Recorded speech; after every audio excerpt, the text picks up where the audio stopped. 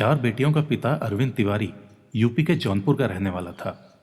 उसकी चारों बेटियां गांव में अपनी मां के साथ रहती थीं, जबकि वो खुद सालों पहले काम की तलाश में महाराष्ट्र के ठाणे आ गया था और टिटवाला के साई नगर में एक चौल में उसने किराए पर मकान ले लिया था और उसी में रहता था। कुछ ही समय में उसकी मलाड की एक ट्रांसपोर्ट कंपनी में नौकरी लग गई थी और ठाणे में ही रहकर वो नौकरी करता था और 6-6 महीने पर अपने घर जाता रहता था।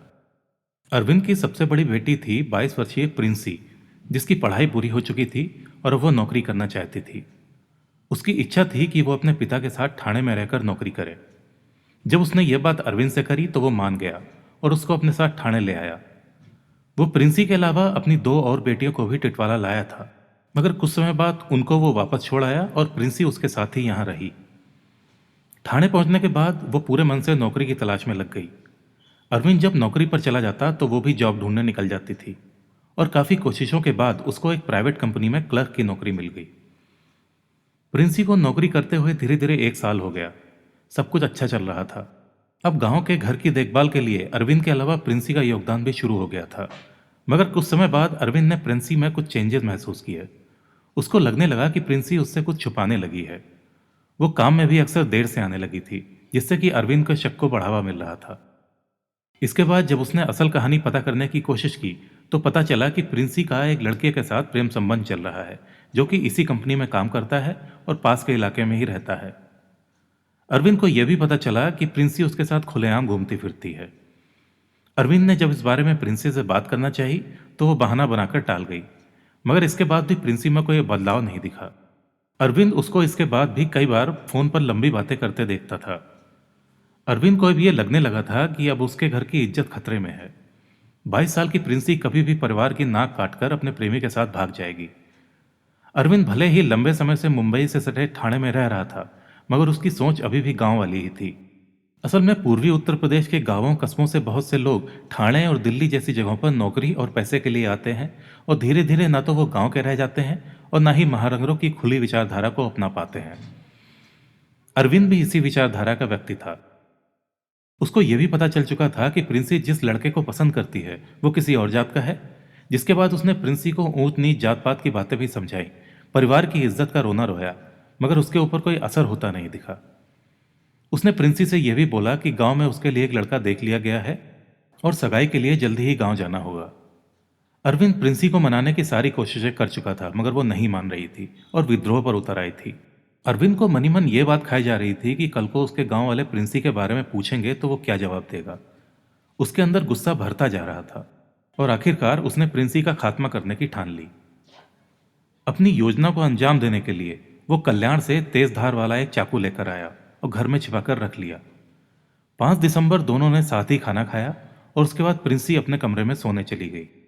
वो जब गहरी नींद में थी तभी अरविंद उस चाकू को लेकर उसके कमरे में पहुंचा और उसका गला रेत दिया। कंफर्म करने के बाद कि प्रिंसी की सांस रुक गई है, अरविंद ने उसके शरीर के 3 टुकड़े किए ताकि वो इन हिस्सों को अलग अलग फेंक सके, जिससे कि पुलिस को शिनाख्त करने में दिक्कत हो। अरविंद काले रंग के प्लास्टिक बैग भी पहले से ही लेकर आया था, जिसमें उसने सिर और धड़ वाले हिस्से को भरा, दुर्गारी पुल पर ले गया और घाटी में फेंक दिए। प्रिंसी के नीचे का हिस्सा अभी भी बचा था, जिसको वो समय पर फेंक नहीं सका और 3 दिन बीत जाने के बाद उसमें उसको कुछ महक सी आनी महसूस हुई। महक बढ़ न जाए इसके लिए वो 8 दिसंबर को इस हिस्से को लेकर टिटवाला से कल्याण की लोकल में निकला और उसके बाद वहां से आगे जाने के लिए उसने ऑटो किया। उस ऑटो वाले को पैकेट में आ रही महक की भनक लग गई और उसने अरविंद से डायरेक्टली पूछ लिया कि इस थैले में क्या है, लाश तो नहीं है। इससे पहले कि ऑटो वाला अरविंद को कुछ बोलता वो वहां से भाग निकला। इस ऑटो वाले का नाम था खालिद। खालिद ने काला बैग ऑटो रिक्शे से बाहर निकाला और इस बारे में आसपास के खड़े कुछ ऑटो वालों को बताया। भीड़ इकट्ठा होने के बाद पुलिस को बुलाया गया। पुलिस ने बैग में से आ रही महक को पहचान लिया कि इस बैग में जरूर लाश है और फिर इसकी सूचना सीनियर इंस्पेक्टर प्रकाश लोढ़े और इंस्पेक्टर संभाजी जाधव को दी। पुलिस के लिए अभी भी यह एक ब्लाइंड मर्डर केस था, जिसमें खालिद नाम के गवाह ने संदिग्ध को देखा था, मगर कुछ भी बता पाना अभी मुश्किल था कि वो कौन था और थैले में पड़े ये हिस्से किसके हैं। पुलिस के अनुसार ये लाश किसी 22-23 साल की युवती की थी।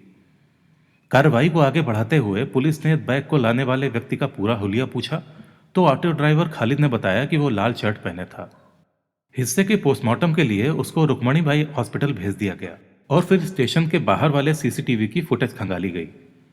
फुटेज में लाल रंग के शर्ट में एक आदमी कंधे पर काला बैग लटकाए हुए दिखाई दे रहा था। जब यह फुटेज खालिद को दिखाई गई तो उसने कंफर्म किया कि हाँ, ये वही आदमी था। अब पुलिस को यह पता लगाना था कि यह आदमी किस स्टेशन से कल्याण तक आया था, और काफी खोजबीन करने के बाद पता चल गया कि वो टिटवाला से ट्रेन में चढ़ा था।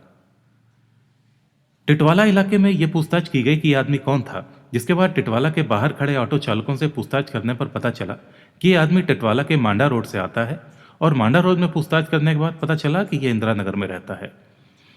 इसके बाद इंदिरा नगर से पता चला कि इस आदमी का नाम अरविंद तिवारी है और वो साईनाथ चाल में रहता है। चाल में पहुंचने पर पुलिस को अरविंद तो वहां नहीं मिला, मगर वहां उनको कुछ महक सी मालूम थी, जिससे उनको ये यकीन हो गया कि जो कुछ भी हुआ है वो इसी चाल में हुआ है। उसके पड़ोसियों ने बताया कि वो मलाड की Pawan Hans logistic transport company में काम करता है, और यह भी पता चला कि वो यहां अपनी बेटी प्रिंसी के साथ रहता था। पुलिस ने आखिरकार उसको ट्रांसपोर्ट कंपनी से अरेस्ट किया। अरेस्ट के बाद अरविंद ने बिना किसी ना नुकुर के यह कबूल कर लिया कि उसने ही अपनी बेटी प्रिंसी को मारा था, क्योंकि वो इंटरकास्ट शादी करना चाहती थी। पुलिस ने दुर्गाड़ी किले के खाड़ी में प्रिंसी के शरीर के बाकी 2 टुकड़ों को भी 2 दिन की कड़ी मेहनत के बाद बरामद कर लिया। ऑटो ड्राइवर मोहम्मद खालिद और सलीम बाबू ने भी अरविंद की पहचान कर ली।